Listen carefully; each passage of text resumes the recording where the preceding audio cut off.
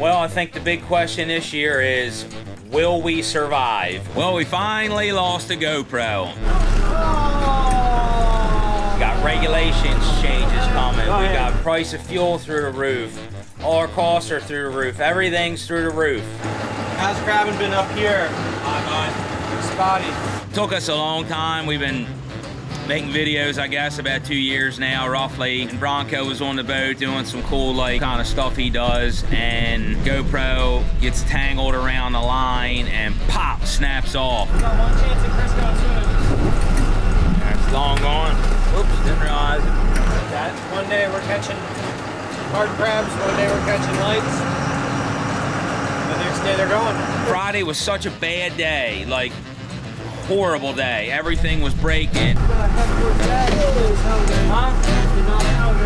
There's no floats or nothing here. The hose is probably gonna be destroyed by the end of the day from different cause. Everything problem. It's nice when he gets some notice that it's gonna start acting up. Just problem after problem after problem. It's a beautiful day. There's no reason to break stuff and cuss.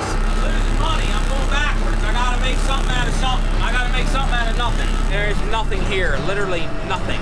And it kind of ended with, well, it ended with more bad stuff. Terrible. That's the plate that broke also? Wore the knife down to the point where the line was binding up in the dip, and I flipped it twice, so I had to replace the knife. But then I also had that too. It's not supposed to be like that. It's supposed to be like that. Aggravating stuff, but It is what it is. Starvation mode. Oh, looks like April crabbing. All over the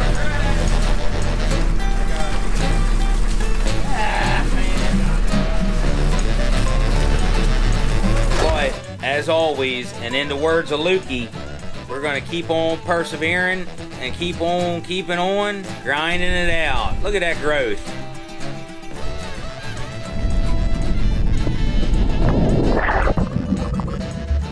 The highlight of the day was losing the GoPro.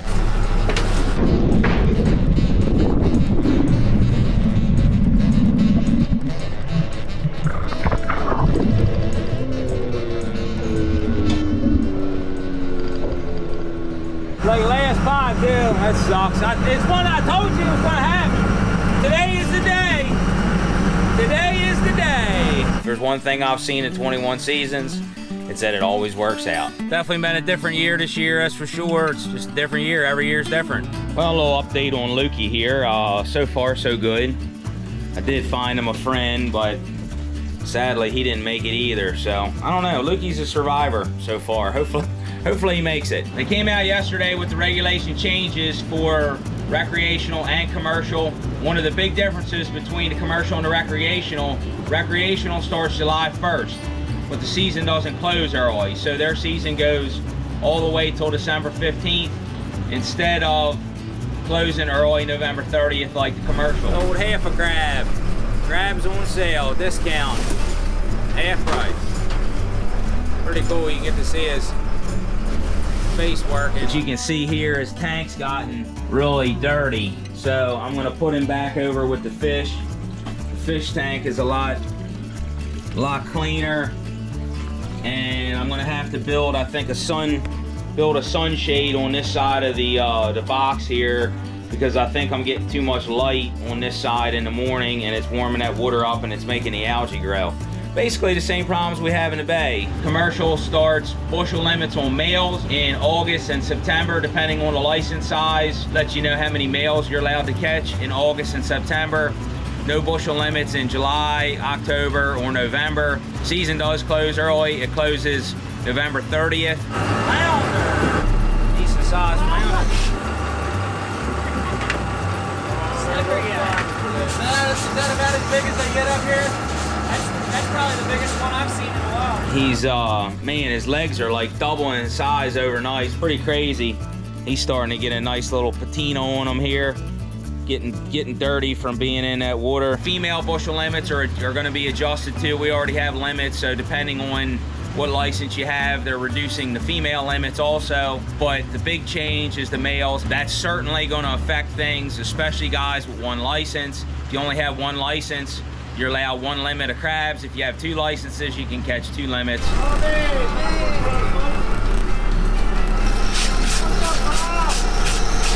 His claws are growing, his legs are growing. Maybe that's a better angle. There we go. Get some sun on it. I need Branko here to teach me how to shoot the camera. They did make a change, which is huge. Thank you, Department of Natural Resources, to allow us to use what they're calling the lugs, or the crates. Oh, yeah! Watch that slinger on there. Watch his tail.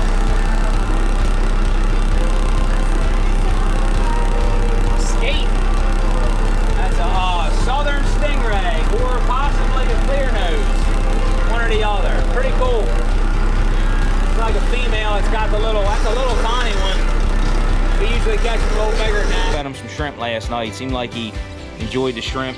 Seems like he's doing all right. So these are used a lot in Louisiana. They call them lugs, and has the closing lid on it. So one of these, if you pack it full, will hold a bushel and a half. Rockfish are getting thicker and thicker farther up north. There are reports all the way above the Key Bridge, still all the way down to about Thomas Point. Got another crazy leg today. Came out all sloughed out funny. Little crooked leg. There's different numbers on how many lugs you can have. We're in a huge shortage of wooden bushel baskets. The prices have gone up astronomically. They're really hard to get. That's why I switched over to using lugs. I've had good success with them, a lot easier on the guys. Thanks again, DNR, for working that out. Caught a couple up by the Key Bridge the other night, a couple schoolies, a couple, I think 2 keepers over 20. Lots of white perch, and there's LY everywhere. Big schools of LY. This year we've got late spring, was cold, it's still been cool. Water hasn't warmed up really like it should be this time of year. Peeler run was okay, but the crabs kind of disappeared. But the good news is we got it back. So here's after 4 days of being underwater. Hopefully you can see how dirty this thing is. You don't have time to get to the bay and get some of that good old Chesapeake Bay mud and dirty up your hat. You can buy them right from us. Nothing real big, little finger size, but perfect bait. Now's the time to get out, get yourself a good summer fish. They're all stacked up in good water. Crabs are starting to harden up a little bit. Next shed's gonna be a good one. It's a lot of small crabs. I've seen 2 dozen of them little baby crabs. Pretty crazy.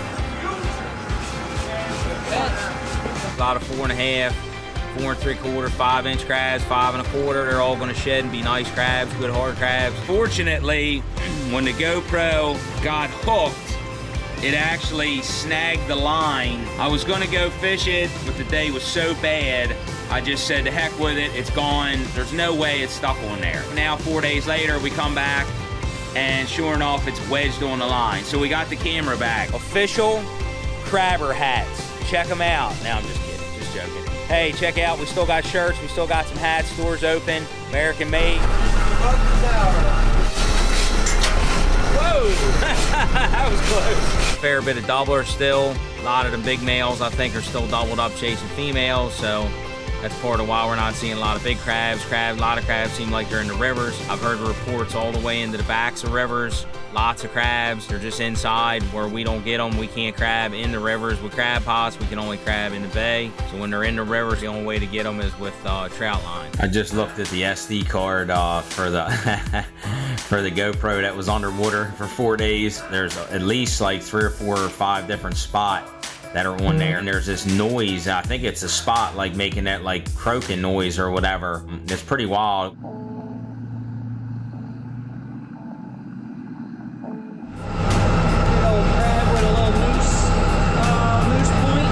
Biggest thing that we are fighting on Chesapeake Bay is dirty water. We cannot pump raw sewage and constant flow of nitrogen and phosphorus into the water to let the algae bloom, cause dead zones, and all the problems. This was the camera. I did clean it up a little bit.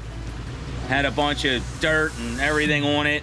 And a huge shout out to GoPro. Granted, it was only 6 or 7 foot of water. Not only does it turn on, but it also records. So, yeah, if you don't have a GoPro, get one. They work real good. stopping the harvest of this, controlling that, doing this, and none of building this, fixing that. None of it's going to matter if the water's dirty. Without going after the sewage treatment plants, which I understand is astronomically expensive, but we're spending money in all these different places, fighting each other, fighting this, fighting that, building this, trying to fix that. Like crusty. In 4 days, it's got crud growing on it. It's nuts, you know what I mean? But we're never cleaning up the water. If we would put all our eggs into cleaning the water up, we would be much better off. Just my 2 cents. It was a total fluke. I thought that it was the next row. I wasn't even expecting it. We were just fishing down the line, just pulling the line in, and out of the corner of my eye, I saw something like black. And it was like on the other side of the pot. And I unhooked the pot, like it was in my mind that it was there, so I turned to look. And typically I would have just hammered the winder, and it would have sucked it into the winder, or probably popped it off and went poop right overboard. But I unclipped the pot and turned and looked, and it was just hanging right there, literally like inches away from hitting the winder and popping off. It was awesome. It made my day.